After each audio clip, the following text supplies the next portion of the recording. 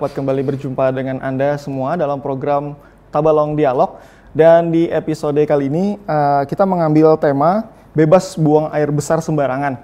Dan dengan menghadirkan dua narasumber yang sesuai di bidangnya masing-masing. Yang pertama adalah tepat di samping saya ada Ibu Rowi selaku Kepala Dinas Lingkungan Hidup. Selamat datang Bu di acara Tabalong Dialog. Dan juga Pak Dr. Taufikur Rahman Hamdi, Kepala Dinas Kesehatan Kabupaten Tabalong. Selamat datang kembali Pak di acara Tabalong Dialog.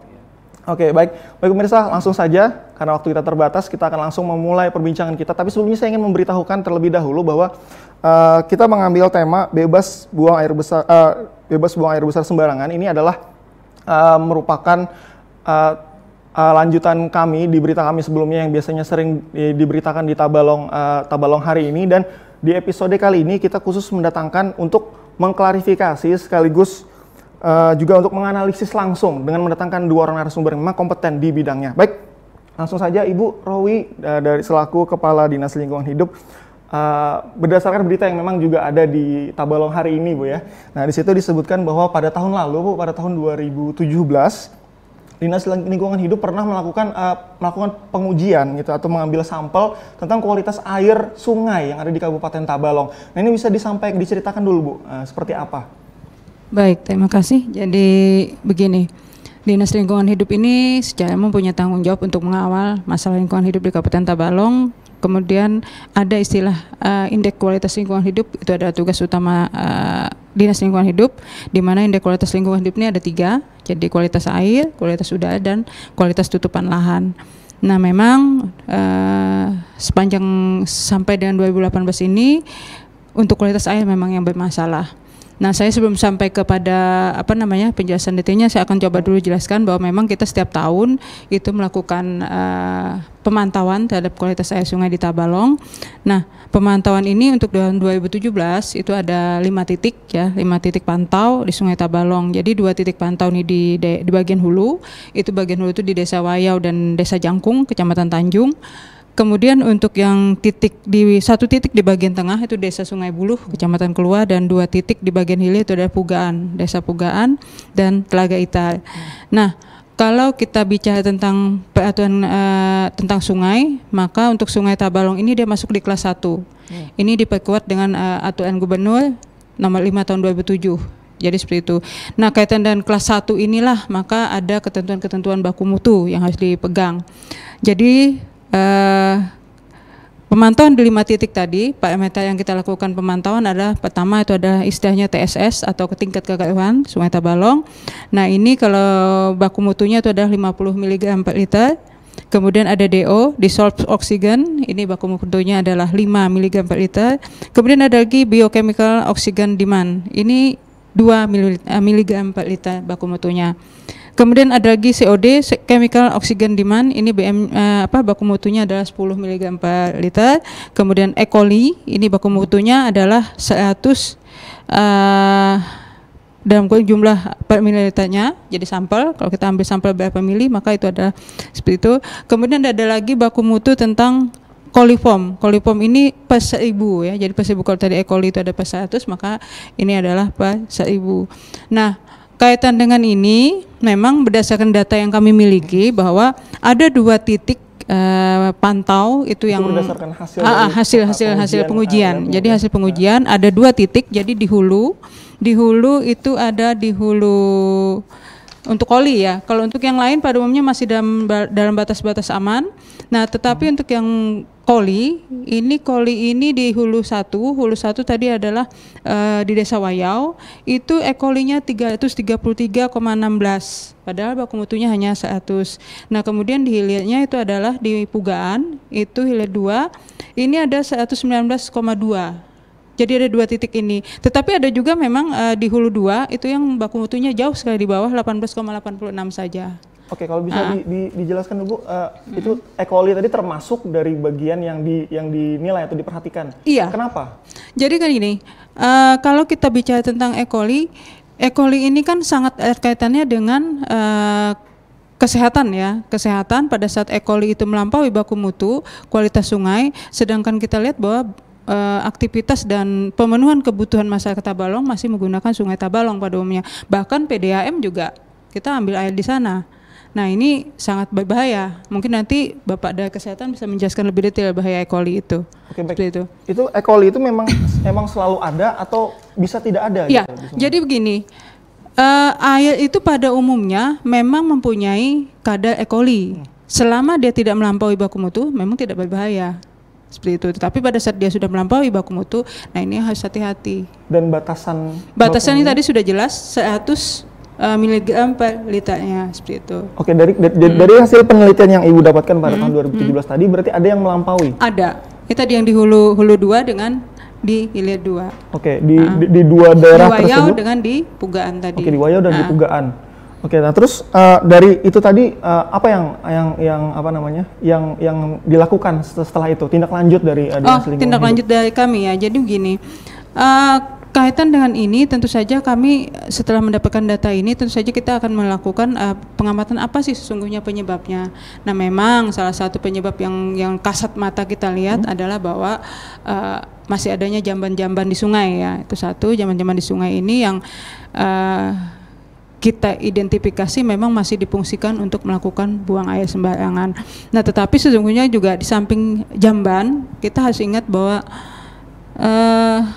kemajuan teknologi kita ingat sekarang banyak ibu-ibu muda yang bangga menggunakan Pampers. Nah, Pampers ini juga kan pada saat dia isinya adalah kotoran manusia kemudian dibuang ke sungai, ini juga punya kontribusi yang besar. Dan ini yang kadang-kadang masih terlewatkan. Kita concernnya hanya ke masalah jambannya.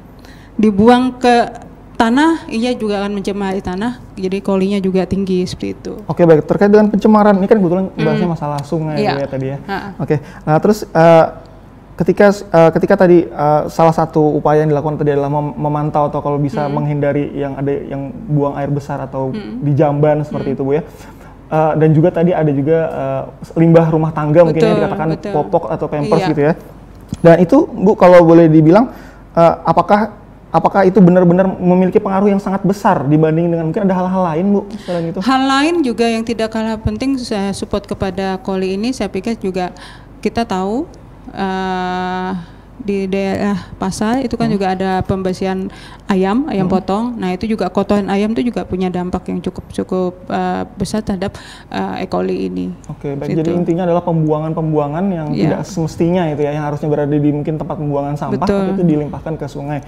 Nah terkait dengan ini Bu, mungkin saya mau tanya lagi yang lain ya, itu selain dari jamban, mungkin tadi yang buang air sembarangan, kemudian ada juga tadi yang limbah rumah tangga gitu. Bagaimana dengan yang menimbun karet mungkin di sungai? Jadi menimbun karet memang tidak ke coli, ya, dia bukan coli, tetapi ada unsur-unsur lain yang kaitan dengan pembekuan karet itu kan macam-macam, ada yang menggunakan cuka istilahnya. Nah itu tentu saja juga akan ngefek kan ke kualitas sungai kita. Nah sayangnya untuk di sini kami belum sampai ke sana. Jadi kita indikator utama saja tadi yang kekeruhan. Kalau kekeruhan kita memang tingkat kekeruhan kita sangat tinggi sekali. Jadi kalau baku mutunya tadi adalah 50 mg per liter, sementara kekeruhan di tempat kita itu pada umumnya sudah melampaui baku mutu. Begitu. Ada yang 75, ada yang 62, ada yang 86, kemudian ada yang 54, hanya satu yang di bawah. Itu seperti itu. Jadi ini yang mesti kita waspadai. Jadi masalah buang besar sembarangan, kemudian tadi pelaku kita yang membuang sampah utamanya ada yang kaitan dengan popok atau Pampers tadi, ini juga berbahaya sekali. Nah, Pampers ini sesungguhnya juga bukan hanya masalah coli. Kalau kita lihat bahannya itu, ujung-ujungnya ada plastik. Nah, plastik ini kita tahu sangat berbahaya sekali. Kenapa? 20 tahun mungkin tidak akan terurai. Kalau dibuang ke sungai terus numpuk pada akhirnya terjadi pendangkalan dan juga akan jadi pencemaran bagi sungai itu sendiri seperti itu. Oke, baik Bu. Bu mungkin kita jeda dulu sejenak ya. Nanti setelah ini juga saya pengen tahu komentar klarifikasi sekaligus tanggapan dari Dinas Kesehatan yang dalam ini akan disampaikan oleh Bapak Dr. Taufiroman Hamdi. Tapi setelah yang satu ini, baik pemirsa jangan kemana-mana, tetap bersama kami di Tabalong Dialog.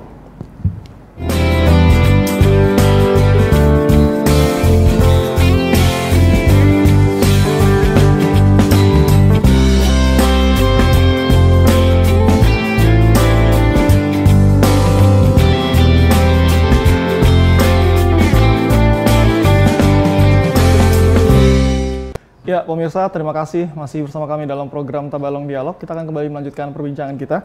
Baik Pak Dr. Taufikur Rahman Hamdi, tadi sudah sempat juga dijelaskan oleh Ibu Rowi bahwa indikator bahwa mutu kualitas air tadi salah satunya adalah banyaknya E. coli gitu ya, atau banyak atau sedikitnya E. coli. Nah ini tadi kaitannya juga ternyata memberikan dampak yang cukup berbahaya. Nah tapi saya ingin menanyakan langsung, kebetulan karena Bapak adalah Kepala Dinas Kesehatan gitu ya Pak.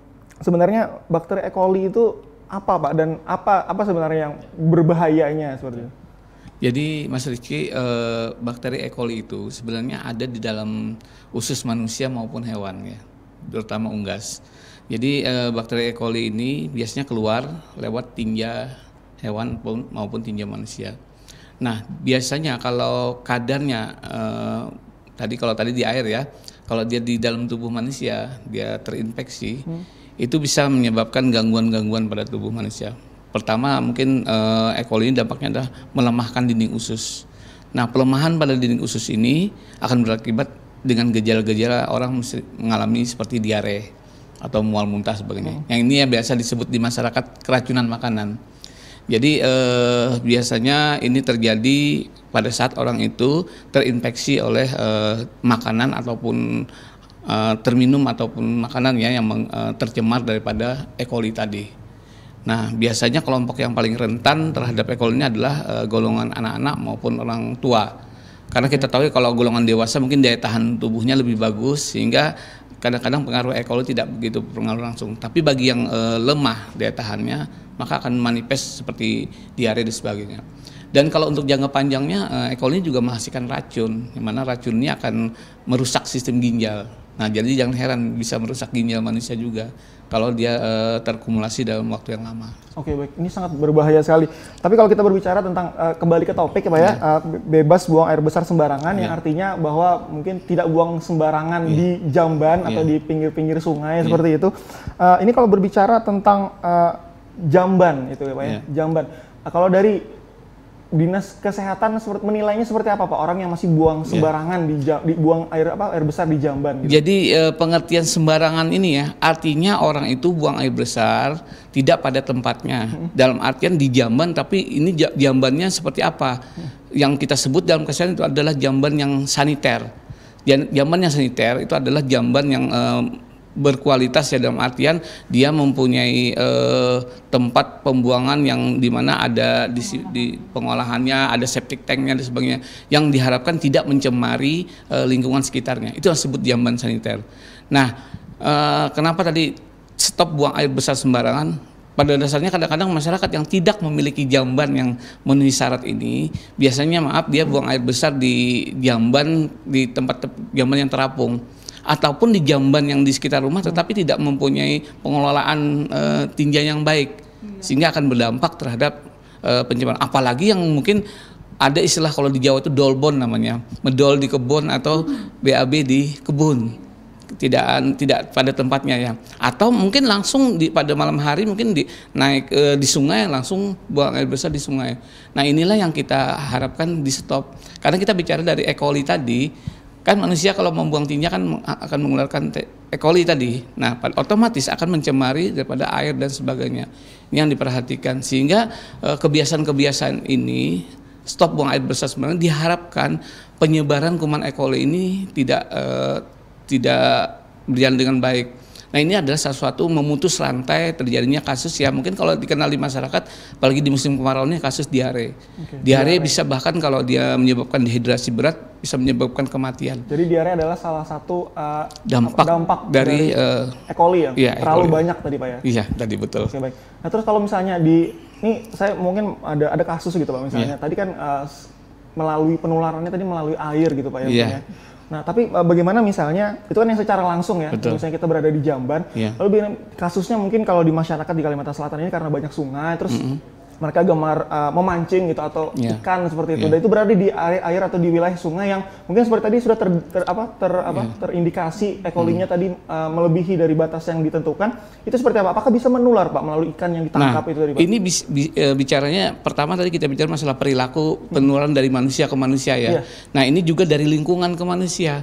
Jadi lingkungan yang sudah tercemar tadi, dalam tanda petik tercemar, baik itu lingkungan air yang tahun ini mungkin jadi pusat di situ MCK-nya manusia ya, mungkin dia, nah ini sebagainya, itulah yang mungkin nanti akan berdampak.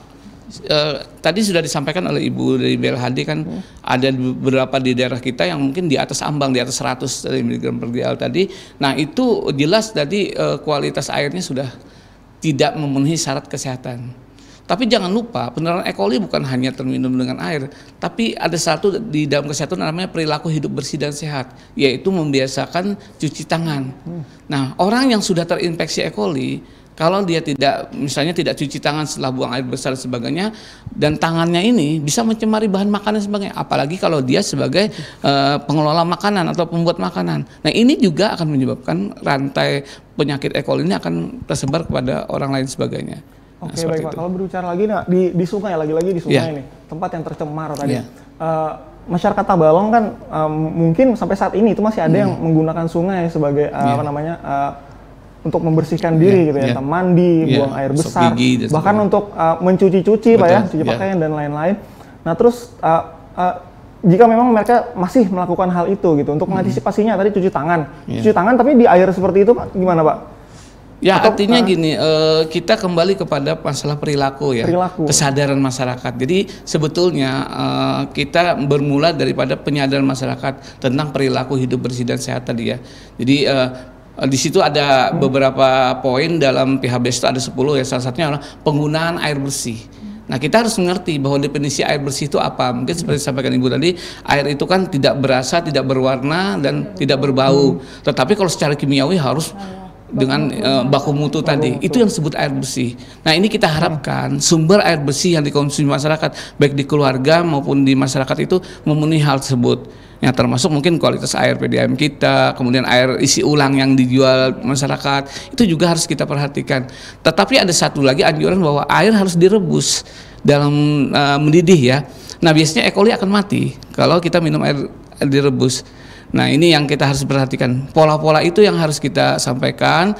Jadi bukan hanya kalau masalah menata atau memenuhi lingkungan, mungkin kita di pihak kesehatan ya harus berkoordinasi dengan pihak-pihak lain ya, mungkin dari BLHD yang lain sebagainya juga. Tetapi kalau untuk di kesehatan sendiri ada bagaimana mengelola perilaku tadi, memasak air ya sampai mendidih, kemudian menggunakan sumber air yang kualitasnya yang bersih tadi ya, kemudian BAB, buang air besar di tempatnya ya, di tempat WC yang sudah distandarkan, kemudian membiasakan cuci tangan. Hal-hal itulah yang harus ditanamkan dari sejak dini, dari anak-anak dan sebagainya. Karena justru yang rentan kena itu adalah anak-anak. Jadi kalau kita lihat kasus diare itu, angka kematian yang tinggi itu adalah untuk golongan anak-anak dan orang tua. Karena otomatis daya tahan tubuh mereka lebih rendah daripada golongan dewasa sebagainya. Oke, baik. Ya, mungkin kita jeda lagi Pak ya, sejenak. Baik pemirsa, setelah ini Pak, kebetulan Bapak dan Ibu, setelah ini tadi kan sudah penyampaian gitu kan. Mungkin setelah ini kita akan bertanya-tanya lagi tentang bagaimana solusi yang ditawarkan baik dari Dinas Kesehatan maupun dari Dinas Lingkungan Hidup. Baik pemirsa, jangan kemana-mana, tetap bersama kami di Tabalong Dialog.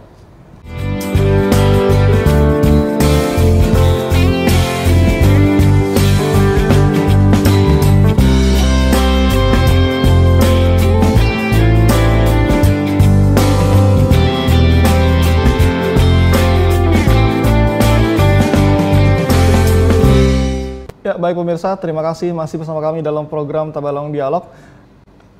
Bu, saya ingin bertanya-tanya lagi dengan Ibu. Tadi kan di tahun lalu 2017 disampaikan bahwa ada kurang lebih sekitar 5 titik yang untuk memantau kualitas air di Kabupaten Tabalong. Nah, ini rencananya di tahun depan seperti apa Bu? Atau di tahun ini maksud saya, 2018? Baik, di 2018 ini kemarin kita baru saja ekspos kaitan dengan memang ini di pihak ketiga kan ya, kita melakukan pemantauan ini, kita sudah ekspos kemarin laporan pendahuluan. Nah, besok Ibu itu kita adalah ekspos laporan antaranya. Nanti silakan kalau misalnya ada teman-teman yang mau ikut di sana. Nah, tahun ini pasti seingat saya itu kalau tidak 11, 13 titik pantau. Jadi kita mulai dari Bintang A sampai ke Pugaan itu kita anukan, ada titik-titiknya memang, dan konsen saat ini memang masih di sepanjang tubuhnya Sungai Tabalong. Jadi untuk yang di anak-anak sungai belum. karena kami menghitung dengan budget yang ada memang kemampuannya hanya segitu, dan kami mengambil kenapa di batang Sungai Tabalong, karena semua sungai pada akhirnya kan jatuhnya ke Tabalong. Contoh misalnya katakan kayak di Kelua itu nanti kan ada Sungai Anyar, ada segala macam, itu ketemunya kan nanti Sungai Tabalong. Nah, kita ambillah titiknya di sekitar situ. Nah, mudah-mudahan di tahun ini kita bisa punya data yang lebih detail lagi, dan dengan begitu mudah-mudahan kita treatmentnya, terutama di LH treatmentnya ada, nanti juga di kesehatan juga akan konsennya bisa jadi lebih fokus seperti itu. Oke, baik. Penambahan titik dan treatmentnya, Bu ya. Mudah-mudahan kita bisa lakukan Apa treatmentnya. strategi apa yang dilakukan Dinas Lingkungan Hidup, Bu, untuk menanggulangi? Ya, baik. Kalau lingkungan hidup tentu saja sesuai dengan kapasitasnya ya. Tadi saya sebutkan di awal bahwa BABS itu juga pola tadi yang saya bilang membuang pampers segala macam itu juga ternyata tidak kecil loh efeknya, karena kemarin kita sama-sama Pak Taufik ke Sungai Anyar, itu sepanjang sungai mengapunglah benda itu. Nah, ini kan juga sebenarnya kan perilaku buang air besar sembarangan sebenarnya. Kaitan ini kan adalah masalah penanganan sampah atau limbah rumah tangga. Nah, kami selalu melakukan edukasi ini mulai dari anak sekolah, kemudian ibu-ibu rumah tangga, kemudian juga masyarakat umum di Tabalong kita lakukan edukasi dengan teknik dan pola yang beda. Menghadapi anak sekolah beda dengan menghadapi ibu-ibu dan lain-lain seperti itu. Nah, kemudian juga kita bekerja sama juga dengan NGO. Saat ini yang intens sekali NGO itu adalah Perkumpulan Pusaka. Nah, kita bekerja sama di sana untuk edukasi kaitan bagaimana penanganan sampah rumah tangga tadi untuk bisa menjadi ramah lingkungan seperti itu. Tidak buang sampah sembarangan, tidak buang sampah ke sungai, di mana saat ini sungai itu adalah tong sampah yang paling besar. Oke, jadi memang lebih banyak ke edukasi, ya, ya? Edukasi sebenarnya, Pak. Mengubah perilaku itu tidak ada jalan lain selain edukasi. Jadi edukasi mulai dari usia paling dini. Kami malah sekarang ingin ke depannya edukasi itu mungkin dari tingkat PAUD sudah kita lakukan edukasi. Jadi bagaimana melakukan penanganan sampah yang dihasilkannya sendiri dulu, seperti itu. Oke, baik. Untuk dari sungai sendiri, Bu, mungkin di bantaran sungai itu mungkin ada yang dilakukan oleh Dinas Lingkungan Hidup agar mungkin orang jera mungkin buang sembarangan di sungai seperti itu. Jadi begini,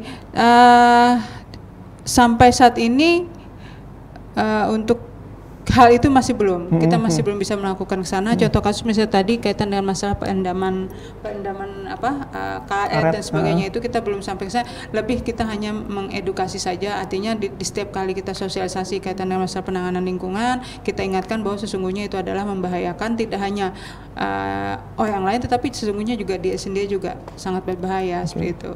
Dan itu berikut juga ada pemantauan ke rumah-rumah, Bu ya, gitu ya? Iya, betul. Kalau ke pemantauan pasti kita lakukan juga. Oke, baik. Mungkin saya mau tanya-tanya dengan Pak Taufik ya. Baik Pak, kalau dari ini lagi-lagi tadi berbicara masalah mengubah kebiasaan gitu Pak ya. Sama juga tadi Bu Rowi juga mengatakan tentang bagaimana mengubah kebiasaan dengan edukasi. Nah, kalau dari Dinas Kesehatan seperti apa Pak? Iya, jadi sebenarnya kita bilang tadi ya bahwa kalau dilihat dari teori Bloom itu kan derajat kesehatan itu dipengaruhi 4 faktor, yaitu faktor perilaku ya, kemudian lingkungan, pelayanan kesehatan dan genetika. Tapi yang paling besar pengaruhnya itu adalah perilaku. Baru nomor 2 lingkungan. Nah, oleh karena itu intervensi kita ke arah perilaku dan lingkungan. Tadi kita sampaikan ada namanya PHBS, perilaku hidup bersih dan sehat. Jadi PHBS dengan 10 indikator ini betul-betul diterapkan sejak dini di masyarakat. Jadi kami mencoba juga dengan strategi pendekatan untuk pemberdayaan pada ibu sebagai agent of change di rumah. Nah, ini bagaimana tadi salah satunya adalah membiasakan buang air besar pada tempatnya, tidak sembarangan. Itu yang penting dulu kita sadarkan ya. Yang kedua adalah kesadaran mereka untuk memiliki jamban yang betul-betul saniter tadi. Mungkin seperti yang disampaikan Bu Rowi itu jangan hanya punya kloset di rumah, tetapi septic tanknya pembuangannya jangan sampai ke sungai dan sebagainya, tapi harus betul-betul dikelola di rumah itu sehingga tidak mencemari. Itu sebetulnya. Nah, di sini kami ada namanya disebut dengan gerakan. Gerakannya namanya gerakan tuntas. Apa itu Pak, gerakan tuntas itu adalah tinggalkan buang air besar sembarangan untuk Tabalong sehat. Wow. Goalnya adalah pencapaian ODF atau bebas buang air besar sembarangan di Tabalong di tahun 2019 nanti. Berdasarkan fakta tadi, kami dari 131 desa baru 56 desa yang bebas dari buang air besar sembarangan. Artinya kepemilikan jamban yang betul-betul sudah dimiliki oleh keluarga. tinggal 75 desa lagi yang akan kami kembangkan ke depannya. Nah, kalau bicara kecamatan hanya ada 1 kecamatan dari 12 kecamatan yang sudah ODF. Nah, ini sejalan dengan gerakan ini, kita akan melakukan pemberdayaan masyarakat. Kalau di dalam kesehatan namanya istilahnya strateginya STBM, sanitasi total berbasis masyarakat. Pendekatannya 2, yaitu bagaimana menggunakan jamban keluarga, kepemilikannya juga bagaimana swadaya masyarakat untuk memiliki jamban itu. Nah, yang kedua adalah sarana air bersih. Nah, ini sebenarnya tujuannya adalah bagaimana kita, kalau dikaitkan E. coli tadi, memutus rantai E. coli sehingga tidak lagi betul-betul akan menjadi masalah di kesehatan, karena indikatornya jelas penyakit-penyakit yang disebabkan E. coli itu kita harapkan semakin menurun. Nah, sekarang memang dari 5 tahun terakhir angka diare memang makin menurun, tapi menurunnya tidak terlalu tajam. Begitu tidak terlalu tajam ya? Ya, ini sedikit. Berarti kan masih ada perlu koreksi dari perilaku masyarakat, apalagi dari DLH tadi disebutkan indikatornya baku mutu airnya pun masih tinggi.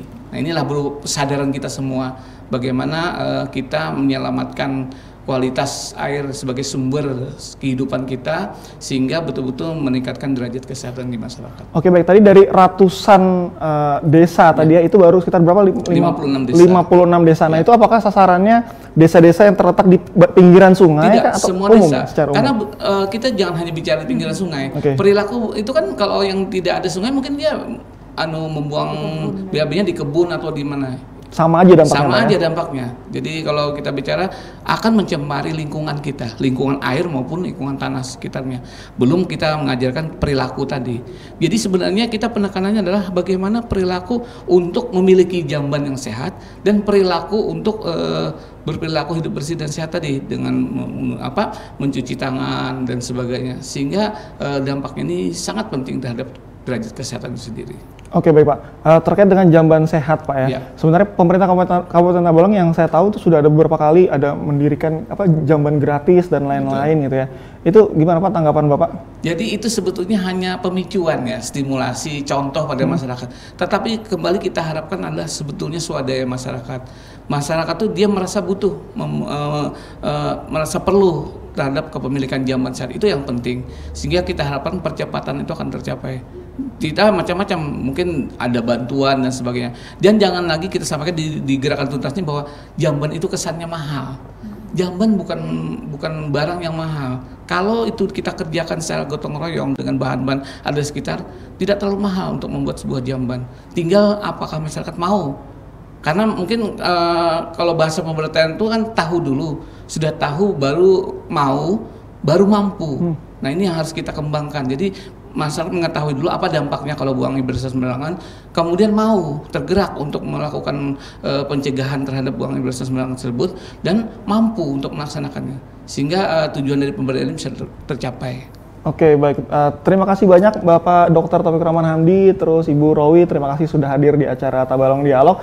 Baik, jadi secara kesimpulan kalau saya boleh menggarisbawahi, memang intinya adalah kesadaran dari masyarakat itu sendiri Pak ya, dan itu memang kalau dari Ibu Rowi tadi ada edukasi gitu secara terus menerus, begitu juga dengan Pak Dokter juga seperti itu juga ya, kurang lebih seperti itu. Jadi memang ya mudah-mudahan Pak ya ke depannya masyarakat Tabalong itu benar-benar bisa sadar dan mengerti manfaatnya, bukan cuma untuk menjaga orang lain, tapi sebenarnya untuk juga diri kita sendiri gitu. Ya baik, terima kasih untuk kehadirannya. Baik pemirsa, demikian Tabalong Dialog untuk edisi kali ini. Saya Muhammad Rizky pamit undur diri. Saya beserta kru yang bertugas mengucapkan terima kasih. Wassalamualaikum warahmatullahi wabarakatuh. Bu, makasih ya sudah hadir. Terima kasih. Dingin tangannya.